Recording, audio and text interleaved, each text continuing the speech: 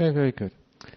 I just announced when I first came in here before the meditation, I'd just been returned from about a 3-week trip over to Southeast Asia, to Singapore and Malaysia, and including the island of Penang, which was affected by the tsunami, which many of you have heard. And even coming back from the airport this afternoon, only a couple of hours ago, you were asked to report to some people in the airport in case you were affected by the tsunamis. And so I dutifully went and said hello. And they said, any trauma, anything wrong with you? I said, nah, come on, I just come from Penang. And the people in that island, it's business as usual. It's not such a big thing. But many people have been asking me about what's the proper response to disasters like that in the world.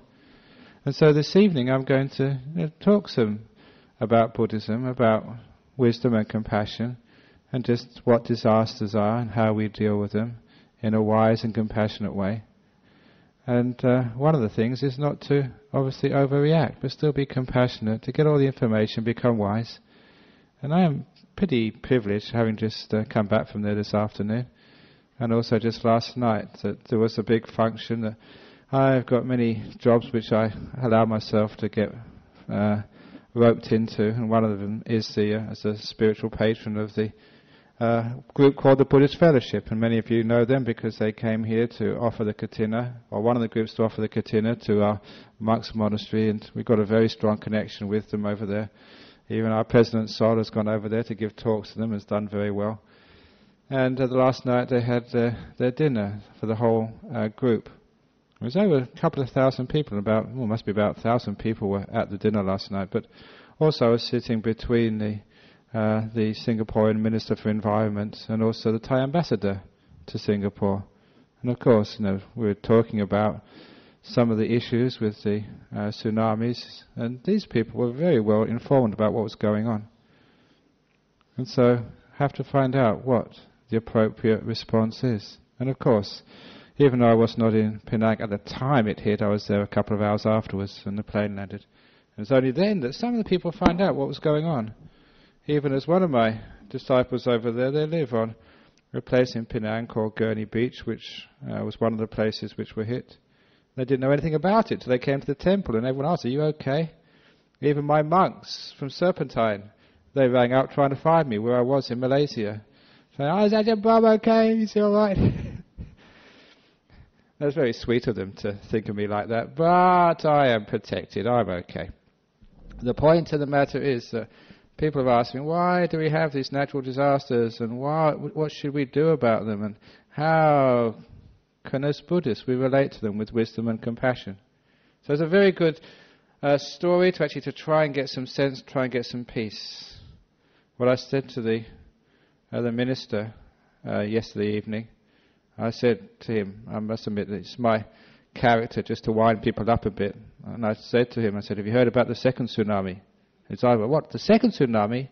He was the minister for the water affairs and environment in Singapore, and he hadn't heard about the second tsunami. He said, what? What's happening? He was very concerned. And I said, there's another tidal wave of compassion which has been flooding the world. People have actually started caring.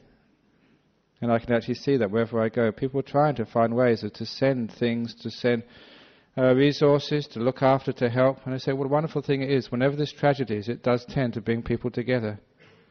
And this is part of being a Buddhist. Whatever happens in the world, sometimes people say, why does this happen? Why do we have these things? That's not the right question. The question is always the thing, what are we doing about it? How can we sort of grow, learn, create some good things out of the bad things which happen to us? Because too often when people say, why do these things happen? Why do these things happen? I remember one of the teachers of our tradition, Ajahn Sumedho, was once asked this. I think it was the case so many years ago. There was an ordination ceremony in our monastery in England, one of the early ordination ceremonies. And while the ceremony was occurring, a couple of the disciples over there, they were listening to the ordination ceremony. And actually, just by the way, it's an ordination ceremony at Bodhinyana on Monday, just after lunch, if you want to come along. But this thing won't happen to you, I promise, because they left one of their children in the car. They had a little Jeep.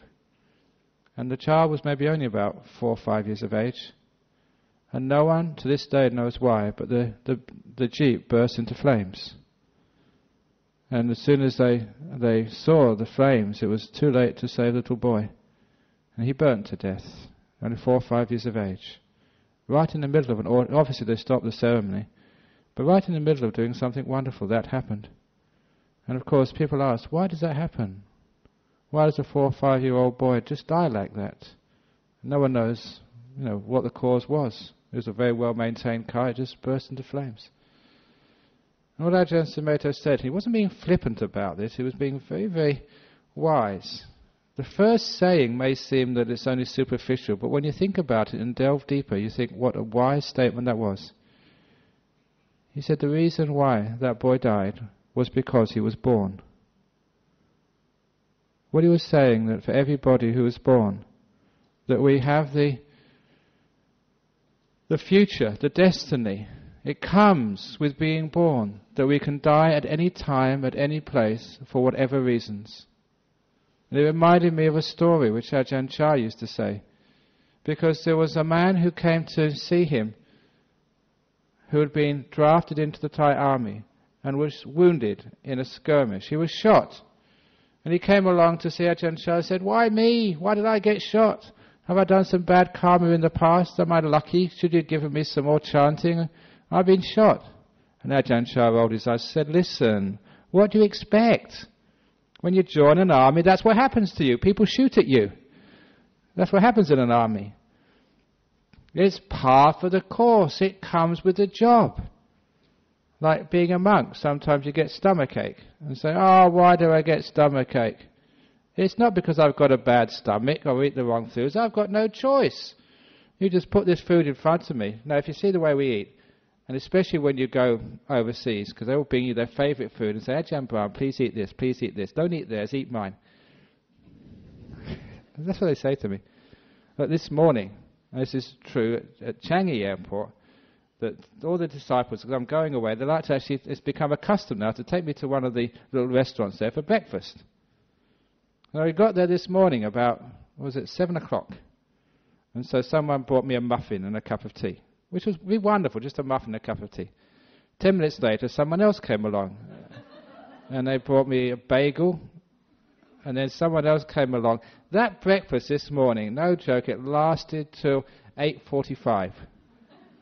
An hour and a 45. I tried to just eat a little bit. And they came on, the last person came about 8:30, and they'd rushed there, they'd cook the noodles themselves. So, oh please must have these noodles. Now, no wonder I had a stomachache on the plane today. But what can you do about it? It comes with the job. If you want to eat what you want, when you want to eat it, and how you eat it, never become a monk or a nun. And actually, I was very impressed when I started reading the original teachings of the Buddha in these suttas. You actually see it on there. Some of these monks say in their stories 2,500 years ago, they used to get stomachaches as well. It's part of being a monk. It's part of being a soldier, that you get shot at and wounded, maybe even killed. And it's part of being a human being, that one can die at any time. What he was actually saying there was very, very profound. We think that we shouldn't die this way, we should die that way. And that's the first thing there, just to please understand what life is all about. It's not a question of, why does this happen?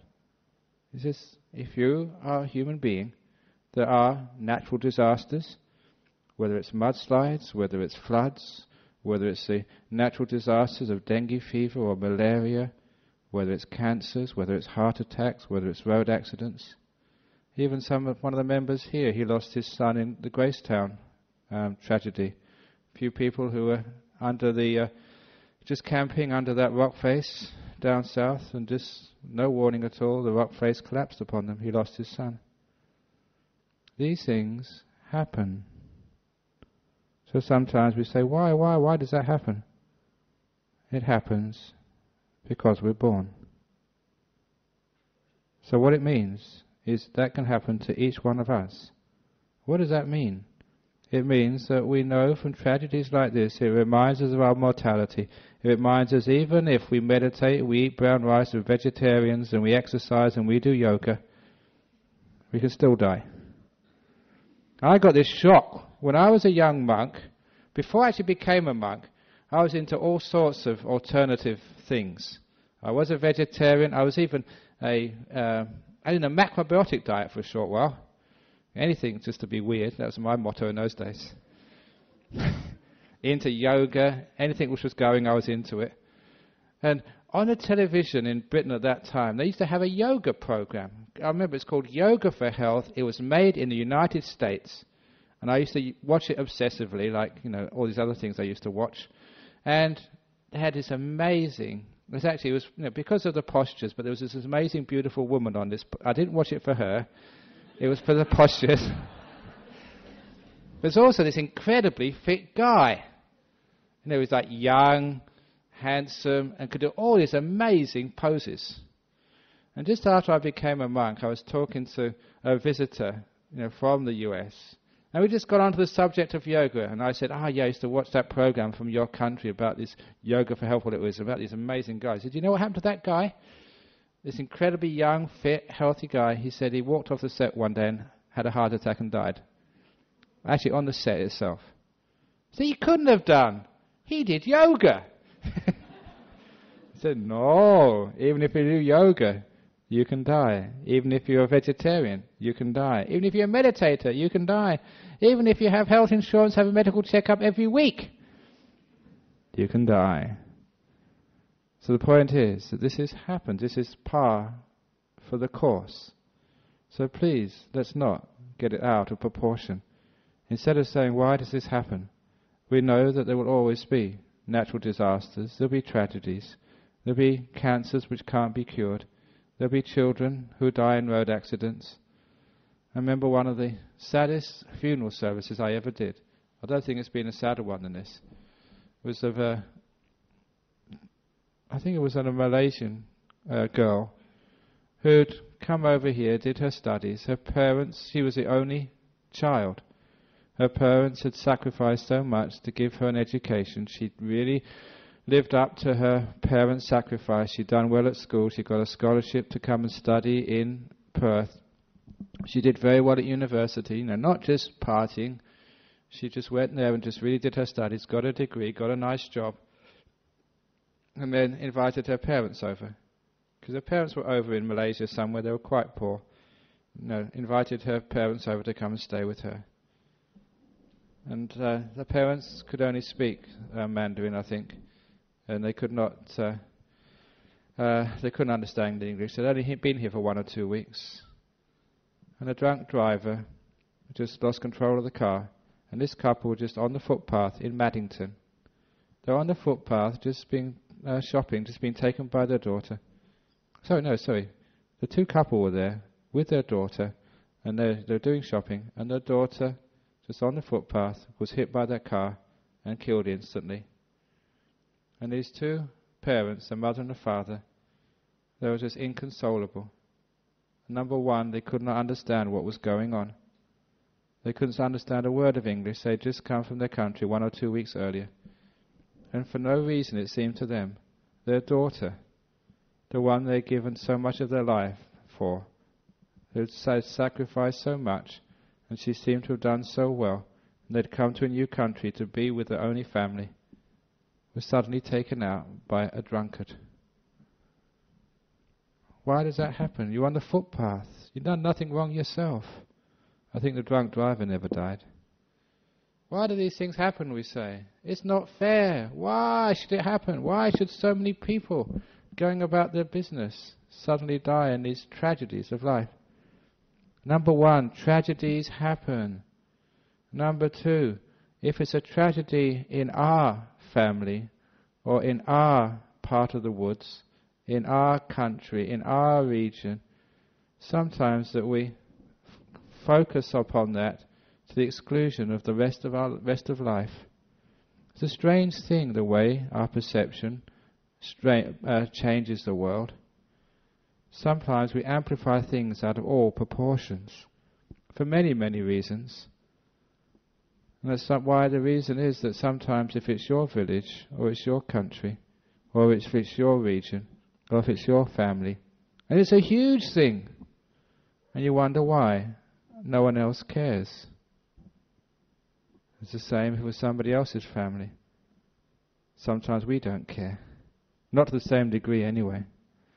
In the last 12 months there's been huge tragedies in the Sudan, in the southern part of Sudan. The great floods in Bangladesh, which claimed, I think probably, I'm not quite sure, probably more lives than in the tsunami. Just 1 year ago there was a big earthquake in northern Iran, in Brahm. There's been tragedies, there's been wars. But sometimes, why is it we focus on one thing and not another? I always reflect upon that, because as a monk, as a Buddhist, we don't just react, we think about things, we contemplate things. Why do these things happen? I notice in my own case, in my own experience, just how that sometimes we react, attachment, fear. This is my place, my village, or my body, or my parents, or my child, or whatever. Why is it we don't cry over the death of all children? Why is it we only cry at our child's death? Why is it it's only our people, our village? I don't know, perhaps because I've been a monk for too many years now, and I travel around the world so much that sometimes this is not a joke, well, it's funny sometimes, but it's not really a joke. I really don't know what nationality I am. Because, look, I was born in England, and I was 9 years in Thailand, and now, the last 21 years in Australia. Some of my disciples over here say, Ajahn Brahm, you spend more time in Singapore than you do in Perth. And it's true, the Singaporeans, they say, welcome home, Ajahn Brahm. I shouldn't tell you that, but that's what they said when I got there this time. And then over in Malaysia as well. And it's true, whenever that plane lands in Changi, and I see all those people outside waiting for me, I think, these are my friends, my family, I'm coming home. And then you go off to KL, and people have these banners, Ajahn Brahm, welcome at the airport. And I think, isn't this nice? I come into all my friends in KL. And then you go out to Penang, and all these people are waiting, people I've known for years. They look after me, they feed me, and they're my friends, almost like brothers and sisters in the Dharma. And I think, isn't it wonderful getting to Penang? As soon as you get into that airport, you come across and see those beautiful hills. Isn't this wonderful? And then you go to Thailand, and as soon as the plane starts to land into the Bangkok airport, you see all these monasteries, all their roofs, and they're called them chaitiyas, these stupas poking out. I think, isn't this wonderful? All that time I spent in this country, I'm coming home. And then you go to England and see your family, and you think as soon as you go past, they see these old small pubs. You think, I don't go in them, I just look on the outside. I think, I'm coming home again. And then finally the plane lands at Perth Airport like it did this afternoon. And you see all of these people on the tarmac hanging around, chatting, doing nothing at all. And I think, I'm coming home again. Otherwise they like the lazy. I shouldn't say that, they'll probably get me into trouble next time I fly. But it's true, isn't it? That's what you see. In all these other countries, they really work very hard on the tarmac. You always see them just standing around there doing nothing. No wonder it takes so long for your baggage to come out. Well, isn't it great to be home again? So I've got all these homes all over the world, and I get very confused about where I'm supposed to belong. Isn't that wonderful? You don't belong anywhere. You're a citizen of the world. Look at how many different nationalities there are in this hall this evening. Our world is changing. It's very hard actually to have boundaries on what country you belong to. So because of that, there's sometimes that you have a wider view of things. It's not just my child or my group or my country. Actually, just one of the events which we had last night in Singapore was actually we had a dialogue with a prominent Muslim, the Buddhist and the Muslim, were talking to each other. And people said, actually the minister said, he said, the thing we should like most of all of the dialogue was after the dialogue that I think his name was Imran, him and me had a nice hug. I'm not sure you're supposed to do that in sort of in Buddhism or in Islam, but we did anyway, so who cares? I thought, isn't it nice? Just the image of like the Buddhists and the Muslims coming together and sorting out some of the problems which we have in the world.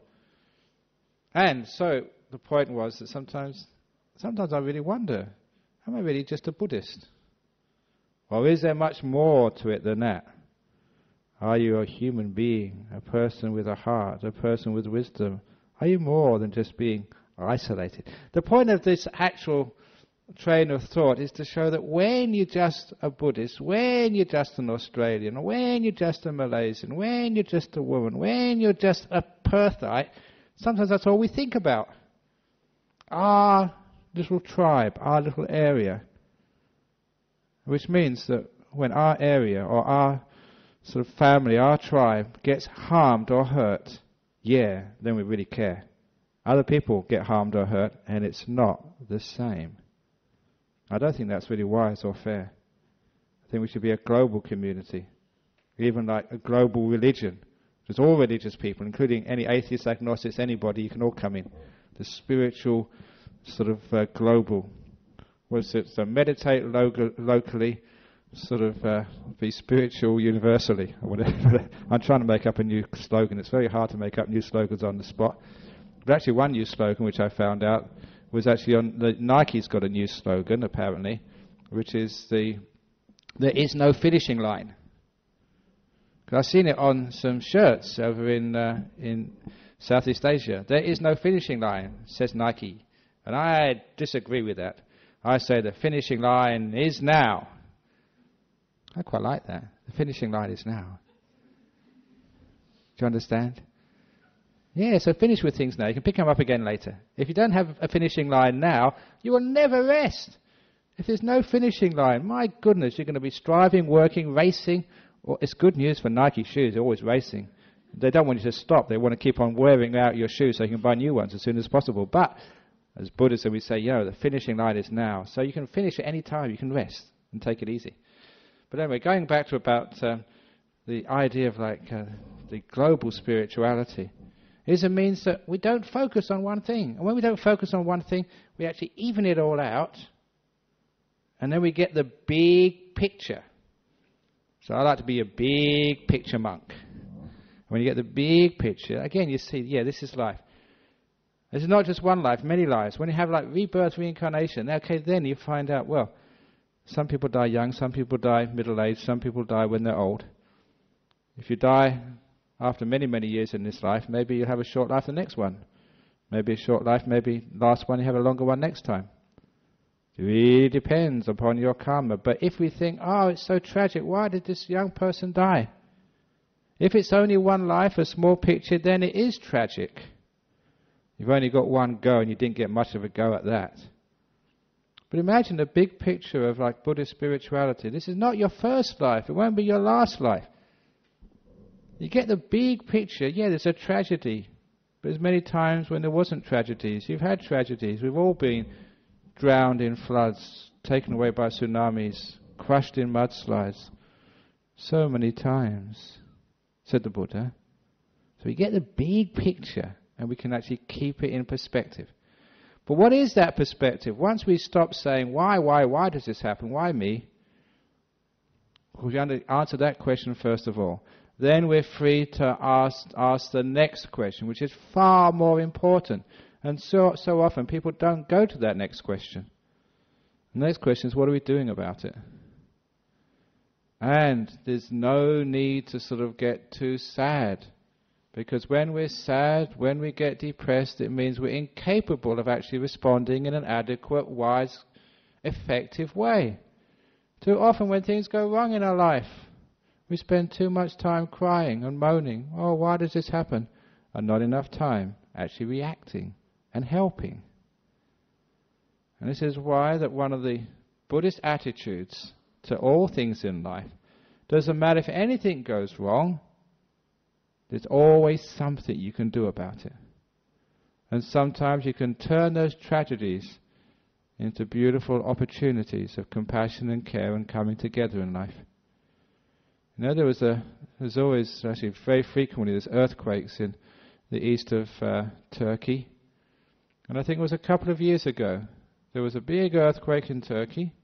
And at that particular time, I think the Greek government and the Turkish government had terrible diplomatic relations. I think those of you know, because of the invasion of Cyprus, that was the biggest sticking point. Cyprus was divided into the Turkish part and the Greek part, and there was a big wall or fence in between. I know one of my friends that he actually, I think his father grew up there or worked there for a long time, and he landed in one part of the island and he just wanted to go to the other part of the island to see some old friends. He just couldn't go over the wall. He had to leave that island, go back to Greece, from Greece go back to Turkey, from Turkey go back to the island. A journey of like 2 miles had to be like an international flight with 2 destinations, via Greece and then via Turkey to get to the Turkish half. That's how stupid these things are. But at that particular time, there was a big earthquake,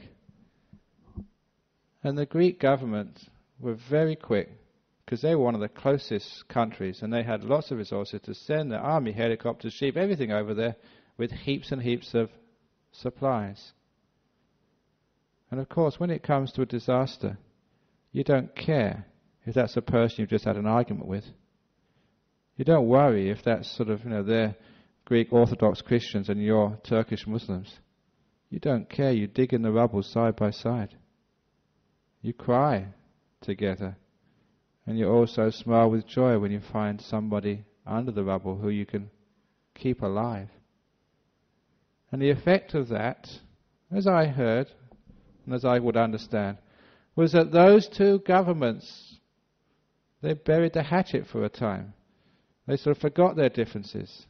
They were friends, at least in the public level. Something good came out of that tragedy.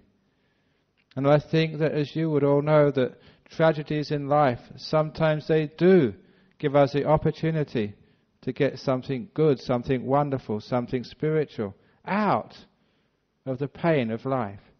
Which is why that I often just brought this down to earth and say, when you step in the dog poo of life, and maybe not in the dog poo, you have a whole truck of dog poo just dumped right on top of you, right up to your ears, that is always the opportunity to take it onto your mango tree, dig it under the mango.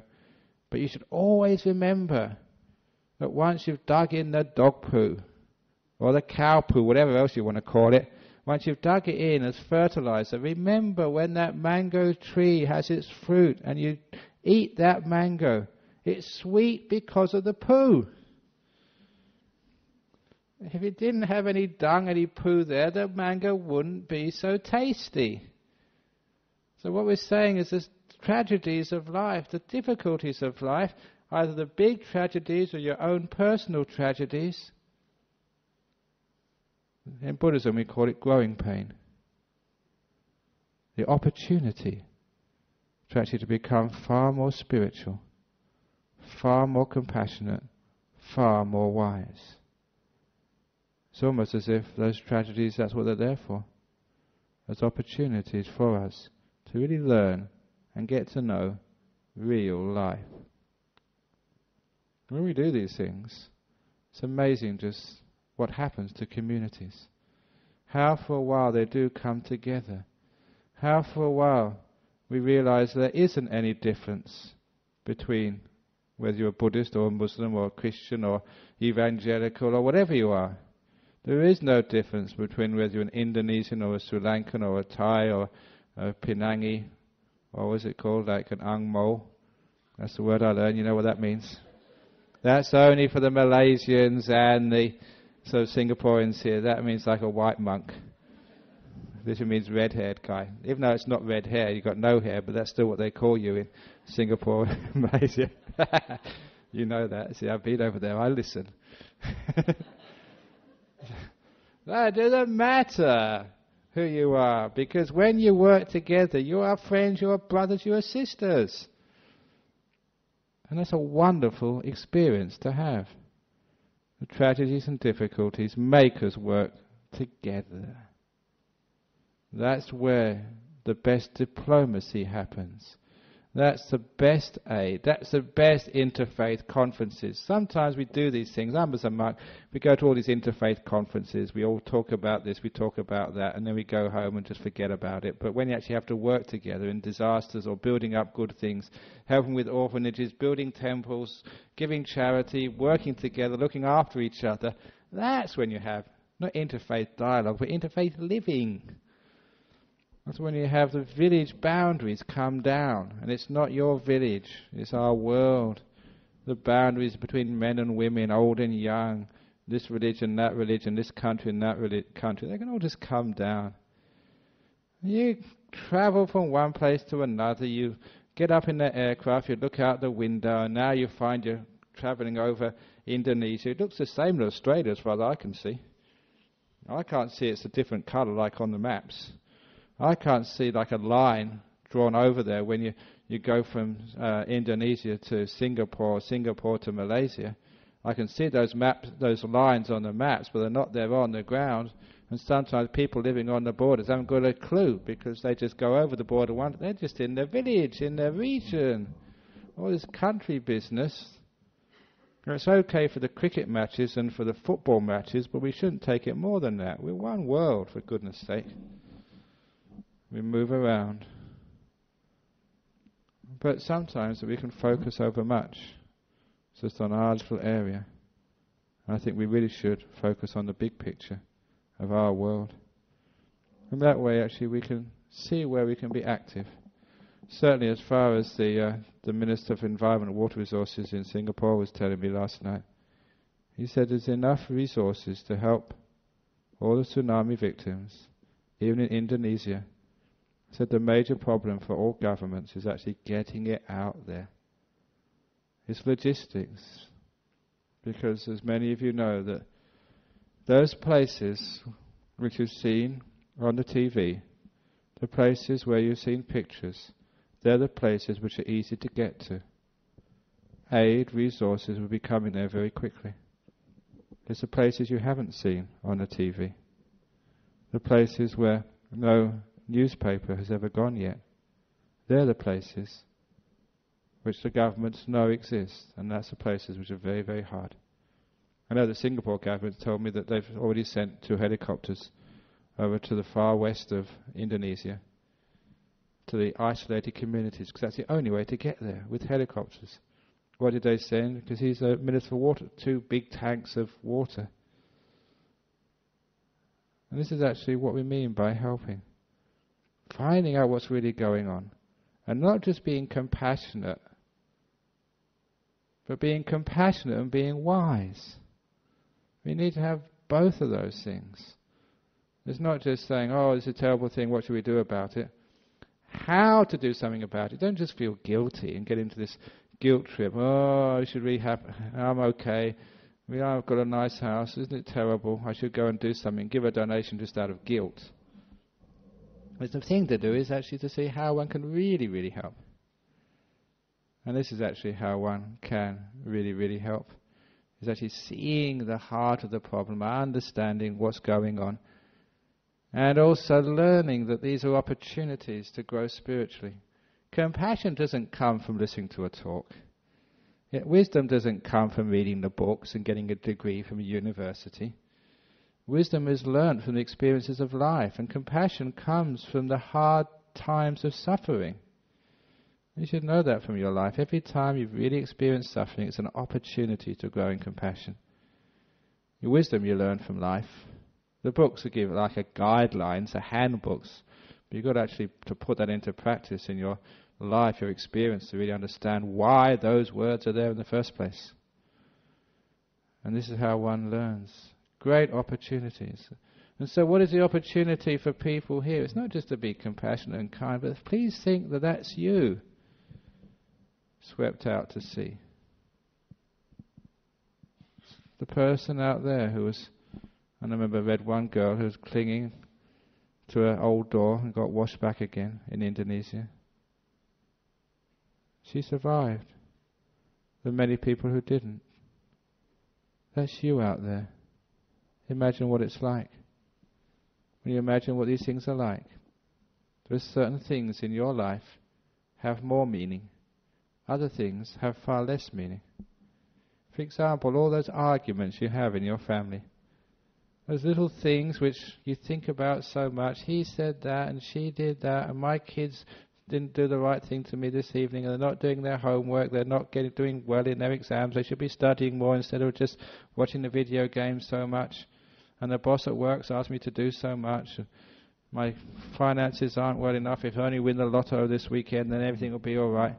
There's one of those stupid things we tend to think about all the time. And I must get home early enough tonight to see this TV program or that movie or whatever else it is. Why do you think like that? Sometimes tragedies really bring focus to our lives, what life is all about and how short it is. You don't know when that's going to happen to you. I'm not trying to make you afraid. I'm trying to make you more vigilant, more caring, more wise, to make sure you make use of this life in a much better way. Life is not just having parties and getting drunk and watching the cricket and just cheering your team on because they're winning, or just cheering somebody else on. Is that what life is all about? Is life all about just bringing up your children and make sure they all get doctors and engineers and make sure they're all wealthy? Is life just getting all your relationships in order so you find your soulmate in life and live happily ever after? It doesn't last happily ever after. And soon one of you dies. We leave each other. It's not just getting the big house. What do you want a big house for? Big houses mean big mortgages. Or it needs big cleaning, means big headaches. Big gardens mean no time to come to the Buddhist centre in the weekend. If you want a big garden, go and walk in King's Park. If you want a swimming pool, go down by the beach. It's much cheaper. So, I'm sorry for all the real estate agents here this evening. I'm not trying to sort of kill your business. What I'm saying is just get some priorities right. And anybody who's been in those areas, actually you see what the priorities were. Again, I was in Penang, and there's something about 60 people died there. I just arrived a couple of hours after the tidal wave hit. They're just getting back to normal. I really respect. Mostly they're Buddhists in the Penang Island. They're going there, somebody lost this person, somebody lost their beach house, it's all gone, swept away. Yeah, okay, we'll rebuild it. We'll rebuild our lives. Life goes on. Obviously other places were more devastated. But you find the resilience of wise and compassionate communities. They go on.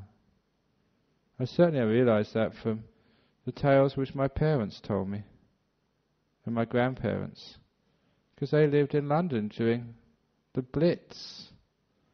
This is a time when it was like a Twin Towers every evening, literally. The hundreds, thousands of bombers were coming over, dropping bombs which could go anywhere at any time. You didn't know where it was going to hit. And I remember my mother telling me that you've seen these little terraced houses in England. Everything is so small and compact in Europe. In one of these small terraced houses, which may be about, maybe 10 meters, no, not 10 meters, that's so long, maybe 8 meters wide, from wall to wall, and then you get the next house. So one night the bomb fell on the next house. It killed everybody in the next house. And of course, having a bomb go off about 10 meters away from you, just my mother, her whole arm was sort of cut by the glass. My grandmother was terrified. Just ran out of the house before it just collapsed. But that happened to everybody. Even my memories of my grandmother who lived through that time. Every time there was a thunderstorm, she'd have to stop whatever she was doing. She may be cooking or watching the TV or just talking to us. She had to stop and she'd go to the stairs leading down the house and she'd sit on them until the thunderstorm finished. She could do no more or no less, because during that time she was taught that the safest place in your house was on the stairs, which were made out of either concrete or stone, while the rest of the house was made out of bricks and was not as firm. And sometimes you saw like many buildings had collapsed, but the stairs were still there because they were the strongest part. And she learned that during the Blitz, the Second World War. And it was so ingrained in her that even when those thunderstorms passed by, all the flashbacks to that time came back to her. But she's such a wonderful lady. She acknowledged that, and she lived a very wonderful life. She's a very caring and loving granny. So the thing was, we incorporate tragedies in our life. It's not just our tragedy, not just my family, it's all of us tragedy. When we understand that, we get to learn to live with that. We can accept these things. We accept them. Yes, tragedies happen, tsunamis happen, floods happen, plagues happen, all sorts of things happen in life. When you're born, you're going to die at any time. So, what are you doing about that? They say that the human life is very precious. This is actually part of Buddhism. To actually be born as a human being is a very, very rare experience. And so understanding that, we don't waste time. We make use of this life to learn, make good karma, be good people, to become wiser, more compassionate. And these are our lessons which keep prompting us again and again. They're wake-up calls. And we need to wake up more and more. Soon it will be the time of Perth. Some tragedy happens over here. I know that some years ago we were almost wiped out in a bushfire. I was right in the middle of it. Was it 1991, I think it was.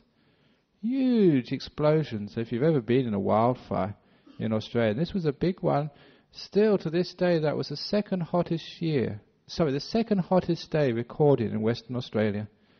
At the actual time when the bushfire came for us, it was the hottest day. So a couple of weeks later, the temperature went a little bit higher. The second hottest day in the history of Western Australia, there was a bushfire came through our monastery in Serpentine. It was something like 46 or 47 degrees that day. And that was before the fire came. So obviously after the fire came, it was much hotter. And it was there at the time. And just all these trees exploding. It was like bombs going off. Because you should know that in the eucalypt forests, when it gets that hot, much of the eucalyptus just evaporates. And it forms this explosive mixture around the trees. Oil and air. Just waiting for a spark. It's the explosive mix. And when it goes off, it's like a bomb going up. I remember my predecessor, Ajahn Brahmavamso, because he was away at the time, but he came just when the fire had already hit and we'd been evacuated. And he went to argue with the policeman at the roadblock.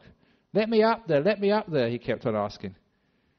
And just as the policeman said, look, it's too dangerous. He said, that's my monastery. I demand to go up. And the policeman said, no, you can't. And then there was a big explosion of one of the trees. He said, you really want to go up there? He said, okay, no.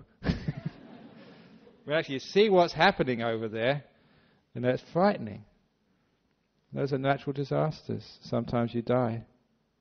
But I always remember afterwards that we had, because we were in the heart of it, we got quite a bit of media coverage. Two interesting things happened. I was obviously, that evening, was interviewed for the, Channel 7 or Channel 9 news. And later on, the lady who interviewed me, she rang up later on. She said she now works, for those of you who've been around a while, she now works for the Hinch program. Remember Hinch? The Hinch report? And she said, we want to do a segment on you for the Hinch report. And apparently that's really sort of a very dodgy program. So I said no. I said, no, look, we want to do a good thing, because she said that we interviewed you after, I was the interviewer, I interviewed just after you'd been evacuated. And they said, you guys weren't scared. You weren't traumatized. So everybody else, who'd been doing this job for a long time, said, I haven't been able to get you out of my head because you weren't afraid. You weren't sort of blaming anybody. And she wanted actually to know why. And a few weeks later, we had a team of psychology students from Curtin University who came to interview us. And because I was there at the time, they gave this big questionnaire, sort of, can you sleep at night? Do you have dreams of fires? And I said, no. And when the psychology students were really disappointed because we weren't traumatized, so they just had nothing to do. So why is that?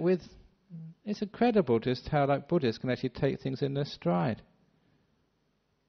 And why is that? Because we got the wide picture, the big picture. When we do have some poo in our lives, we don't start complaining about it and overreact. You say, yep, okay, this happens. If you live in the eucalypt forest here in Australia, you are going to get fires. That's why we're prepared for it. We understand it's going to happen to us. We don't say, oh, why did a fire to come to our monastery? Who can we blame? Let's go and sue this person or sue this person. Who can we sue today? We don't try and blame anybody. We say, okay, yeah, this happened. It's par for the course. You get born, you'll die. So that's what we're doing about it. So eventually we straight away started rebuilding. Actually didn't need to rebuild much, only a little bit was damaged in our fire. We just get on with it. Get on with life. That's being effective. Sometimes people think, oh, you Buddhists are really cold, you're heartless. No, you've got a big heart, but a wise heart, which really just works so hard, works your butt off basically for other people, caring for them, looking after them, but in a wise way, and an effective way. So with these tragedies of life, are they really tragedies? Or is it just the way we look at these things, the word we give to them? Sometimes you know that words have such a lot of power. Sometimes when something happens, we can get caught up in it.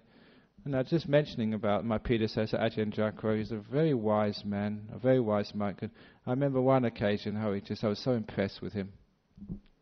Just his psychological skill.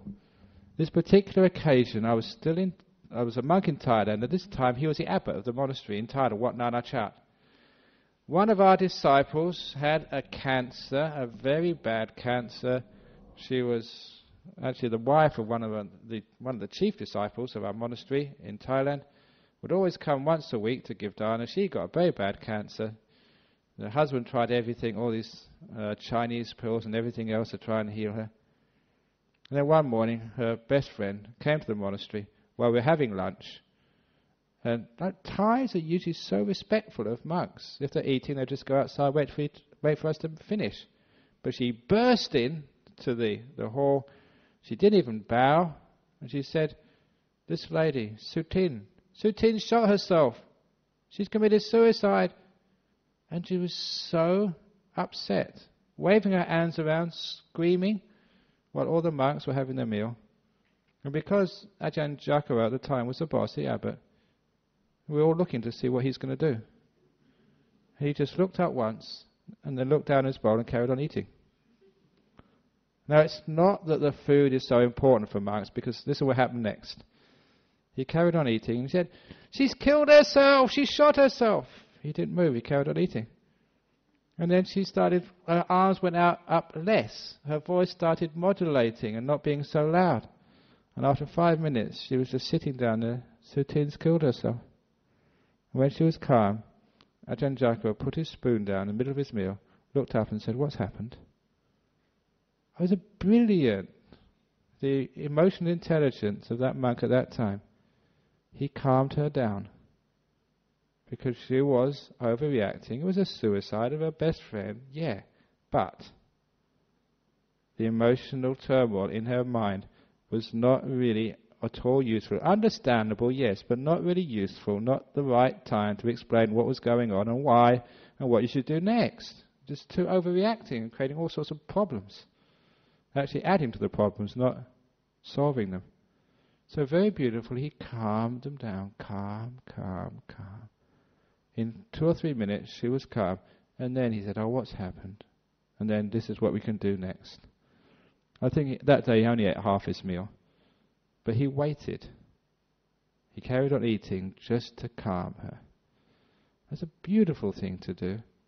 Sometimes when a tragedy happens, we just need that piece of calm. We just need that focus, the ability to see things deeply instead of when we get emotionally overreacting. We never can see anything clearly. We try and help, we just add to problems. We try and do something and we say, why isn't anybody doing anything about this? Why? Shh. Let's find out what needs to be done first. Because with that calmness, with that wisdom, then compassion can be just so powerful, so effective. It may not look as caring and kind as people who just run into there straight away.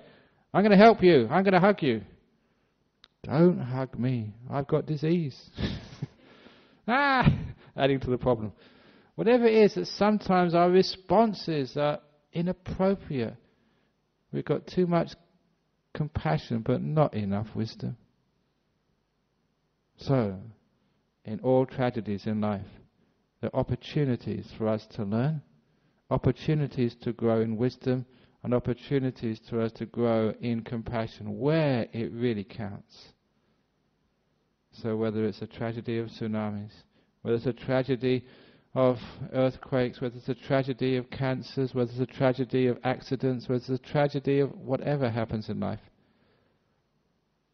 learn from it. Stand back. Don't just focus on your own. Focus on the big picture. See the whole world. Because tragedies happen every day. And help where you can.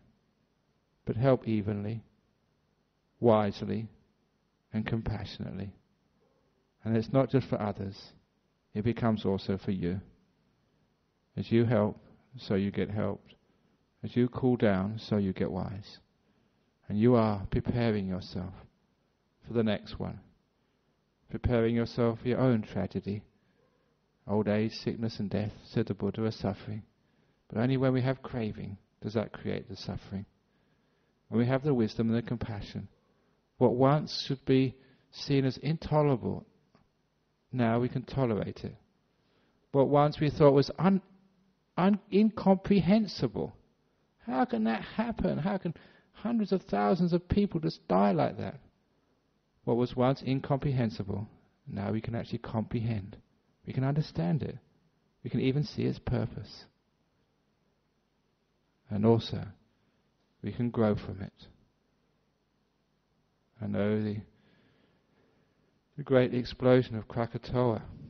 The last time there was a huge, because there was that article by some author, it's in the Straits Times, that's the Singapore paper, about a person who wrote a book and researched this huge explosion in Java, or just off the coast of Java.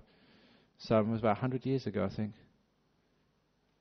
He said that so many people died, but then all that ash which came from that volcano which covered Java, that was one of the reasons it became so fertile. It's as if the destruction always gave way to life as well. I know that in Thailand, when there were monsoon floods, some people died. Many crops were washed away. But the farmers told me at the time, it doesn't matter, next year we don't have to pay for fertilizer. The fertilizer came with those floods. The silt, the mud which was left, enriched their fields. These are natural people who have been around for a long time, understood nature, worked with nature, and understood that nature takes away but also gives back as well. They were in tune with the cycles of life. Fascinating, but I really respect such people. So we learn, we understand, we accept, we give, we're kind, and we grow. That's life. So that's just a few reflections this evening on the tsunamis, because everyone's been talking about them. And again, we'll talk about them probably for another week, then we forget about them, and then until another disaster happens. Hopefully, we'll become wiser, kinder, and grow more at each time we have the opportunity to learn. So that's a talk this evening about the tidal wave of wisdom and compassion which is sweeping our communities, I hope. So, any comments about this evening's talk? Comments or complaints or questions? Okay, if so many die all at once, where do they go? Is there a traffic jam up in heaven? Is there a big queue, like sometimes when, the last time I came back to Perth Airport, not me, it was actually waiting for one of the monks, Ajahn Brahmavamso, who was here a few days ago. Was Ajahn Brahmavamso? Yeah, I think it was. Yeah. 3 planes arrived at the same time. And his was the last. And being a monk, he didn't really rush out, so he was the last one out. We waited for a couple of hours, 3 hours, I think, for him to come out of the aircraft. It's a big queue in immigration and customs. Is there immigration and customs when you go to heaven after you die? Do they check what you're carrying?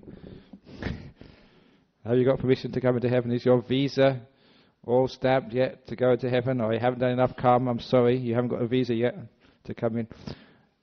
Actually, what usually happens when a lot of people die, some people who die who are wise, they know what's going on, they're prepared for death, they know exactly what's going on, they can let go and just go on to their next rebirth, no problem at all. But some people, it's amazing, just they get confused by their sudden death. I think confusion is a big word. Sometimes they don't know if they're dead, why they died. So very often there's ghosts around after a major tragedies like that. I know places in time where there's been floods, where there's been major tragedies, and the monks have to keep going back there because sometimes the ghosts, because they're not ready to die, well, they think they're not ready, they should be, my goodness. We should always be ready to die. So sometimes they linger around there for a while. So that's why you always get priests or monks going around, whether it's to the places in Bali where the bombings went off, or into the beaches in Phuket and Thailand. There'll be monks there pretty soon doing ceremonies. There'll probably be in Indonesia. The Muslims will be going to those places to do ceremonies. In Sri Lanka it will happen as well. In India. Because all that is actually when a person dies, you know exactly what's going on, leaving their body. Sometimes they just need to be given a bit of a nudge into their new life. Come on. Let go of this world. You're dead now. Come on. Remember all the goodness you've done. Let go of your family and your possessions. Now's the time to go on. Releasing the ghosts from their attachment to this world. Sometimes you have to do that when so many people die at the same time. And the other question which people ask as Buddhists, is it when people die all at the same time in one big event, is that like group karma? And sometimes I know that according to the books, there's no such thing as group karma. We're all each the individual of our karma. What you do doesn't affect me. What I do doesn't affect you. But again, there is, in a sense, a group karma. Like all of you have come to listen to the Dharma this evening. You've all come together to do something which is really good. So isn't it the case that sometimes we receive the fruits of that goodness together? Sometimes you have like armies. They go into battle, but not just a battle. They go and destroy a whole village together. They do like a great war crime, we call it these days, together. Sometimes they receive the fruit of that bad action together. Sometimes you have gangs who go and rape or steal or even kill. They do it together. Sometimes they receive the fruit of that bad action together. So yeah, in that sense, there is such a thing as group karma. Sometimes that's what happens. So thank you for that. Any other questions or comments? Yeah.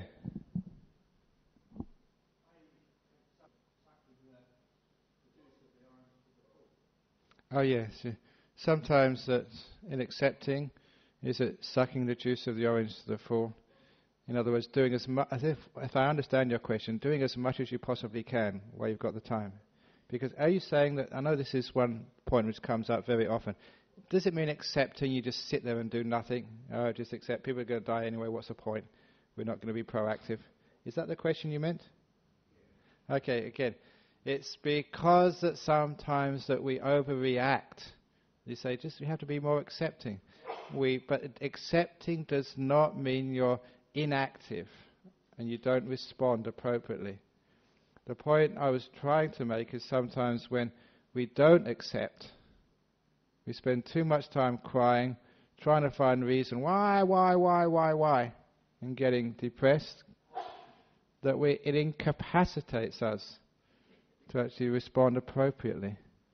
But perhaps the best answer to that common complaint about Buddhism, that Buddhists are just too inactive, is that little story I've got in my book of Opening the Door of Your Heart, which comes from an anecdote from the time of the British Prime Minister Harold Macmillan.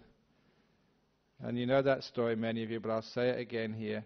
During the 6-day war between Israel, and there was Jordan, Egypt, Syria, I forget who else, Lebanon probably as well at the time, that Harold Macmillan was asked, he was an ex-Prime Minister, was asked, what do you think about the problem in the Middle East? And he answered the journalist, "Sir, there is no problem in the Middle East." The journalist responded, "How can you say that? There's a war on as we're speaking." And the Prime Minister, ex-Prime Minister, said, "Sir, a problem is something with a solution. There is no solution in the Middle East, therefore it can't be a problem." Now, that was such a great saying.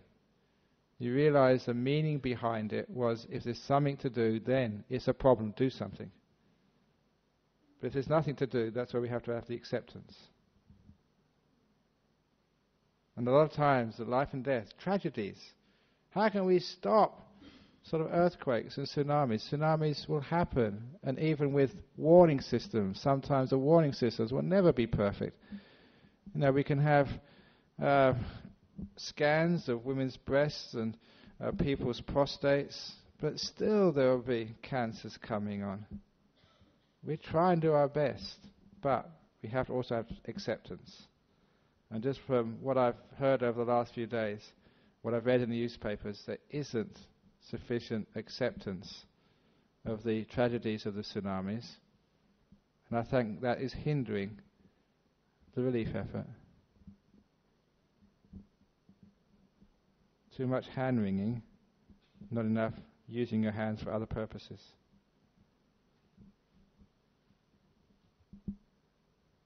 I don't know if that answers your question, but does that sort of answer it? Okay, getting towards it. Okay.